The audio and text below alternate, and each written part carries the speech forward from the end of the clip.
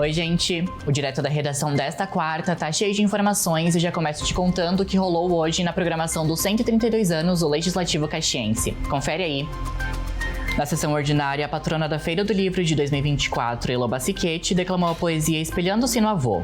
Já à tarde, os estudantes da Escola Municipal José Protásio Soares de Souza, por meio do projeto A Casa é Sua, foram guiados pelos corredores à sede do Legislativo para conhecer sobre o funcionamento da Câmara. E as inscrições para a nova turma do programa Recriar estão abertas até o dia 5 de outubro. O objetivo do projeto socioeducacional da Soprano é oportunizar a formação profissional de jovens, ajudando no desenvolvimento de conhecimentos e habilidades para o mercado de trabalho.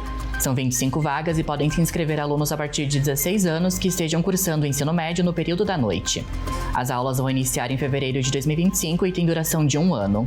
E as inscrições para o grande espetáculo de Natal de 2024 encerram hoje. São 30 vagas para cada modalidade e a inscrição é de graça. Os encontros vão ser no Centro de Cultura Ordovás nos dias 28 e 29 de setembro. Confira o QR Code e participe. Então essas foram as informações do Direto da Redação desta quarta-feira. Eu te desejo uma ótima semana e até a próxima.